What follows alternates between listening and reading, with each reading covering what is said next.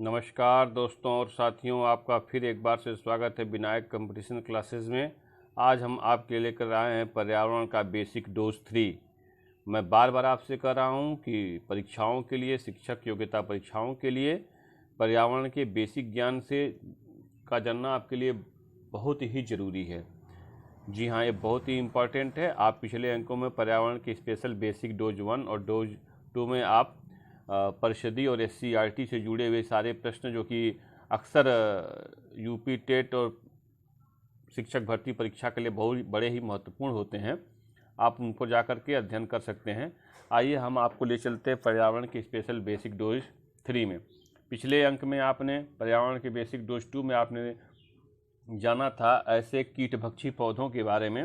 हाँ, अंतिम टॉपिक यही चल रहा था कि कुछ पौधे ऐसे होते हैं जो कि नाइट्रोजन की कमी के कारण कीड़े मकोड़े खाना शुरू कर देते हैं और ये इतने आकर्षक लगते हैं देखने में। इतने इनकी आकर्षक और सुंदरता को देखकर कीट पतंगे इनके ऊपर बैठते हैं और ये उनको अपने कब्जे में ले लेते हैं बड़े आसानी। जैसे इसमें विविनस फ्लाई ट्रैप था, है ना। पत्ती के दो हिस्से होते हैं, दोनों हिस्सों के बीच में जाके कीड़ा बैठता है और पत्तियों के दोनों हिस्से आपस में बंद हो जाते हैं।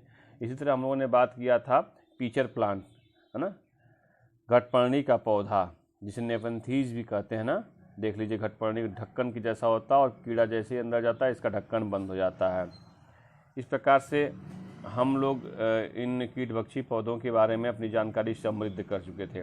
देखिए, पेड़ पौधे और जंतु आपस में परस्पर निर्भर हैं, है ना। पेड़ पौधों से जंतुओं का अस्तित्व है और बिना पेड़ पौधों के जीव को भोजन नहीं मिल सकता है। तो आइए हम कुछ चीज़ों को जानते हैं कि किस पौधे से कौन सा उसका उपयोगी भाग हमें मिलता है और उसका क्या क्या औषधि गुण है। जैसे पौधे का नाम नीम, आप नीम से तो भली भांति परिचित हैं। इसका नीम का उपयोगी भाग क्या है? पत्ती है। नीम का काम क्या है? रक्त शोधक और त्वचा रोग में ये काम देता है। इसबगोल का बीज, आप इसबगोल की भूसी खाए होंगे दूध में मिला करके। पेचिश या कब्ज ठीक करने में इसका बड़ा ही महत्वपूर्ण रोल है।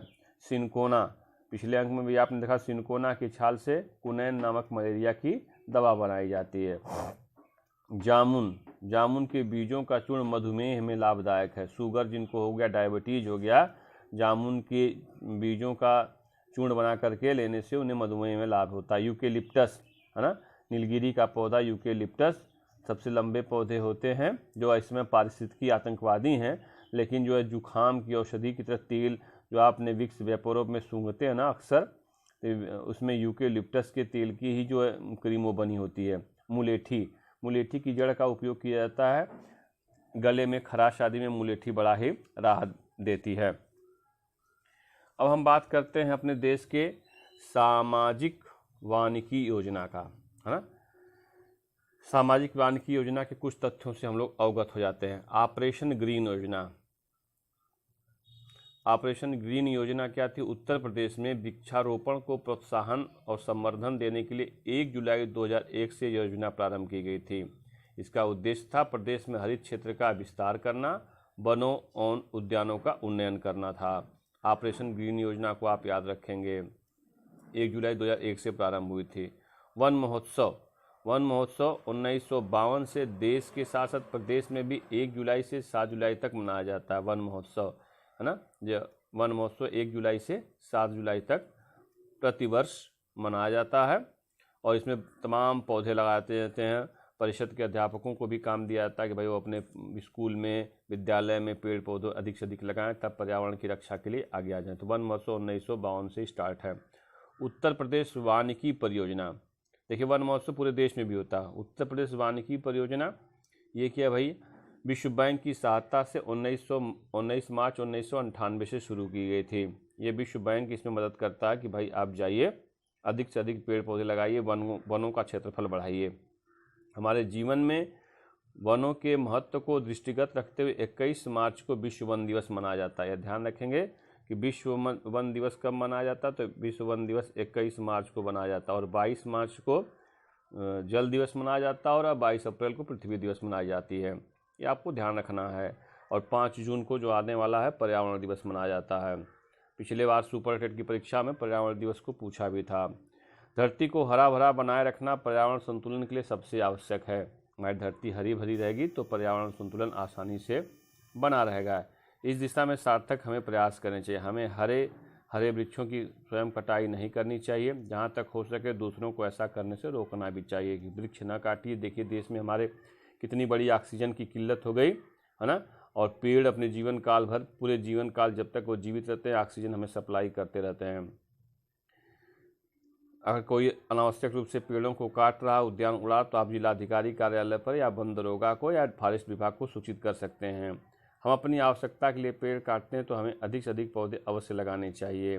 जलाने के लिए लकड़ियों का प्रयोग कम से कम करना चाहिए। जी हाँ, जो उज्ज्वला योजना है जिसमें हर घर को सिलेंडर भारत सरकार ने उपलब्ध कराया है ना, गरीबी रेखा के नीचे, या अब तो सामान्य कर दिया गया है। स्पेशल उज्ज्वला योजना के तहत सबको जो है घर में एलपी सिलेंडर दे दिया गया है, लिक्विड पेट्रोलियम गैस का, सब लोग घरों में यूज करें। वो इसीलिए था कि ताकि पर्यावरण का दोहन कम से कम हो, लकड़ियों का दोहन कम से कम। जब लकड़ी की आवश्यकता नहीं रहेगी चूल्हा जलाने के लिए, तो लोग पेड़ों की कटाई कम से कम करेंगे। उसके पीछे उसका एक बड़ा मोटो ये भी था।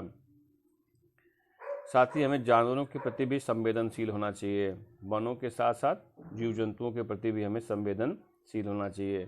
जी हाँ, जैविक विविधता बनाए रखना हमारा परम दायित्व है, तभी हमारा भविष्य सुरक्षित रहेगा। जैविक विविधता में केवल जंतुओं, पेड़ पौधों दोनों की रखवाली करनी, केवल पेड़ पौधों की नहीं, जीव जंतुओं और वनस्पतियों दोनों की रक्षा हमें करनी है। अब हम बात करते हैं वनों के बचाव की। सरकार ने वनों की रक्षा के लिए सामाजिक वानिकी नाम की योजना शुरू की। कौन सी योजना शुरू की? सामाजिक वानिकी नाम की योजना शुरू की है। उसने कानून बनाकर वनों की कटाई पर रोक लगा दी। अन्यथा अंधाधुंध कटाई से वन नष्ट हुए, जीव जंतुओं के प्राकृतिक आवास नष्ट हुए, जिससे जैव विविधता की हानि हुई। तो सरकार ने सामाजिक वानिकी नाम की योजना शुरू की और कानून बनाकर वनों की कटाई पर रोक लगा दी। पहाड़ी इलाकों में लोगों ने चिपको आंदोलन चलाकर पेड़ की कटाई रोकने की कोशिश की है। चिपको आंदोलन की शुरुआत श्री सुंदरलाल बहुगुणा जी ने की थी, प्रख्यात पर्यावरणविद, जिनका 93 साल की आयु में कुछ दिन पहले निधन हो गया था, मई 2021 में। इस आंदोलन में लोगों ने पेड़ों से चिपककर उनको काटने का विरोध किया। घरों की महिलाएं जाके पेड़ों से चिपक जाती थी, बताया गया था आपको, इस पर डिटेल से चर्चा हो गई है। चिपको आंदोलन का एक नारा है, लकड़ी पानी और बयार ये हैं जंगल के अधिकार। लकड़ी पानी और बयार ये हैं जंगल के उपकार। यह नारा सुंदरलाल बहुगुणा जी ने जब चिपको आंदोलन का मूवमेंट उन्होंने चलाया था तब उन्होंने ये दिया था। वनों को बचाने के लिए के.एम. मुंशी द्वारा सन 1950 में वन महोत्सव की शुरुआत की गई। ये पूछता कि वन महोत्सव की शुरुआत कब हुई, तो वन महोत्सव की शुरुआत 1950 में हुई और के.एम. मुंशी ने इसकी शुरुआत की। कई बार पूछा गया था, इस क्वेश्चन को पूछा जा चुका है। इस महोत्सव में क्या होता है भाई? पेड़ लगाने का काम होता है। पहाड़ी इलाके में, गढ़वाल में या उत्तराखंड जहाँ की हम लोग बात ज़्यादा कर रहे हैं, चिपको आंदोलन वहीं की देन थी। पहाड़ी इलाके गढ़वाल में लड़के लड़कियों की शादी के अवसर पर पेड़ लगाने की प्रथा शुरू की गई है, जिसे मैती आंदोलन कहते हैं। ये भी पूछा गया परीक्षा में कि मैती आंदोलन क्या है। लड़के लड़कियों की शादी, इस विवाह के बाद ससुराल आने पर लड़की मायके की याद में एक पौधा लगाती है और उसकी देखभाल करती है। इसे मैती वृक्ष कहते हैं। जो पेड़ लगाएगी उसे जो है, जब लड़की मायके से ससुराल आएगी तो मायके की याद में अपने ससुराल में एक पेड़ लगाएगी, उसकी देखभाल करेगी, है ना, वह पौधा वृक्ष होगा। इसे मैती वृक्ष कहते हैं। यही एक मैती आंदोलन का नाम दे दिया गया और ये काफ़ी ज़्यादा पॉपुलर हो चुका है। जंगल अधिकार कानून, इसे भी जाने श्रृंखला में देखिए। जंगल अधिकार कानून 2007, यह कानून आदिवासियों को जंगल में उनका हक दिलाता है। आदिवासियों का जितना भी आंदोलन था, आदिवासियों का मानना था कि जंगल पर उनका पहला अधिकार है। तो जंगल अधिकार कानून 2007 आदिवासियों को जंगल पर उनका अधिकार दिलाता है। इसके अनुसार जो लोग कम से कम 25 साल से जंगल में रह रहे हैं, उनको वहाँ जंगल और वहाँ पर पैदा होने चीज़ों पर हक है। उन्हें जंगल से हटाया नहीं जाएगा। जंगल बचाने का काम भी उन्हीं की ग्राम सभा करेगी। जो 25 साल से जंगल में रह रहे हैं, उनका वहाँ के जंगल और वहाँ पैदा होने वाली हर चीज़ पर पहला हक है। उन्हें जंगल से हटाया नहीं जाएगा। जंगल बचाने के काम भी उनकी ग्राम सभा ही करेगी। इसके बाद हम लोग चर्चा करते हैं साथियों, रेड डाटा बुक की। बहुत ज़्यादा पेड़ों की कटाई से जीव जंतुओं के प्राकृतिक आवास नष्ट हुए, जैव विविधता में कमी आई, तो जीव जंतु भी विलुप्त होते चले गए। तो रेड डाटा बुक के बारे में हम डिटेल से अपने पिछले वीडियो में बात कर चुके हैं। तो रेड डाटा बुक क्या है भाई, यहाँ पर कुछ शॉर्टकट में परिषदीय बुक के हिसाब से रेड डाटा बुक वह किताब है जिसमें सभी संकटग्रस्त प्रजातियों का रिकॉर्ड रखा जाता है, ठीक है ना। इसमें जितने भी संकटग्रस्त प्राणी हैं उनको जो है एक गुलाबी रंग के पेज पर अंकित किया जाता है। इस पर हम लोग विस्तार से बातचीत कर चुके हैं। आजकल हमारे घरों से गौरैया, हमारे आंगन से गौरैया गायब होती चली गई। ऐसा टेलीफोन, मोबाइल के टावरों के, बिजली के खंभों से होने वाले रेडिएशन की वजह से और प्रदूषण की वजह से गौरैया बहुत तेज़ी से गायब हुई हैं। तो गौरैयों को बचाने के लिए, उसके प्रति जागरूकता लाने के लिए हर साल 20 मार्च को विश्व गौरैया दिवस मनाया जाता है। विश्व गौरैया दिवस मनाया जाता है। तो यह प्रश्न पूछ सकता है कि विश्व गौरैया दिवस कब मनाया जाता है, तो 20 मार्च को विश्व गौरैया दिवस मनाया जाता है। हमारा राष्ट्रीय पशु कौन सा है, तो हमारा राष्ट्रीय पशु हम जानते हैं कि बाघ है, और इसका भी अस्तित्व क्या है, खतरे में है। इसकी सुरक्षा के लिए बाघ परियोजना या प्रोजेक्ट टाइगर लागू की गई है। बहुत से इस पर प्रश्न पूछेंगे और इस पर टाइगर प्रोजेक्ट को हम लोग अगले वीडियो में डिटेल से पढ़ेंगे। आइए परिषदीय किताबों के हिसाब से हम इन चीज़ों को जान लेते हैं। विलुप्त प्रजातियां जो दुनिया से गायब हो गई है ना, तो डायनासोर है, मेमथ है, लाल पांडा है, डोडो पक्षी है और लाल तोता। डोडो पक्षी जो है ना, ये मॉरिशस में पाया जाता है। डोडो पक्षी ये एक टम्बाकोल नामक वृक्ष पर पाया जाता है। टम्बाकोल, और उसी वृक्ष का फल खाता था, उस फल के बीजों को बिखरा देता था, यह वृक्ष बचा रह जाता था। लेकिन डोडो पक्षी विलुप्त हुए और इस प्रकार से यह वृक्ष भी समाप्ति की ओर है। दोनों पर प्रभाव हुआ। तो डोडो पक्षी के बारे में पूछता है कि डोडो पक्षी दुनिया से विलुप्त हुए किस देश में पाए जाते थे, आप बताओगे मॉरिशस में। कहाँ पाए जाते थे, मॉरिशस। मॉरिशस एक देश है जहाँ पर फ्रेंच और भोसी गिरमिटिया मजदूर जाके वहीं पर बसे हुए थे। यहाँ लाल तोता भी हमारे देश से गायब है और ये विलुप्त प्रजातियों में शामिल है।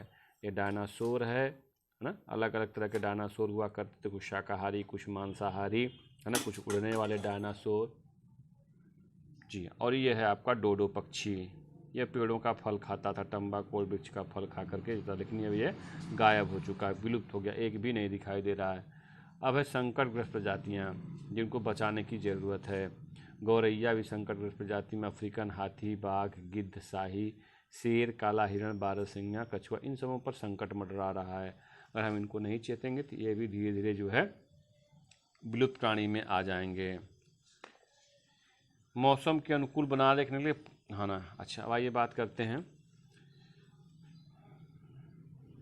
साइबेरियन पक्षी। हमारे देश में बहुत से प्रवासी पक्षी आते हैं जो अंडे देते हैं। ऐसा होता है क्या, जब साइबेरिया प्रदेशों में बहुत ज़्यादा ठंड पड़ने लगी है, पक्षियों के रक्त जम जाते हैं और उनकी मौत हो जाती है। तो अब अनुकूल वातावरण की तलाश में पक्षी बहुत लंबी यात्रा करके हिमालय के बर्फीले क्षेत्रों, है ना, साइबेरिया, ऑस्ट्रेलिया आदि देशों से बहुत लंबी यात्रा करके हमारे देश में आते हैं। इन पक्षियों को प्रवासी पक्षी कहते हैं। कई बार ये तालों के पास, पक्षी विहारों में आपको नज़र आ जाते हैं। इनका भी काफ़ी मात्रा में शिकार होता है और ये यहीं आकर के तिन्ना चावल खाते हैं और अंडे देते हैं। फिर जब इनके बच्चे हो जाते हैं तो उन बच्चों को लेकर उड़ जाते हैं।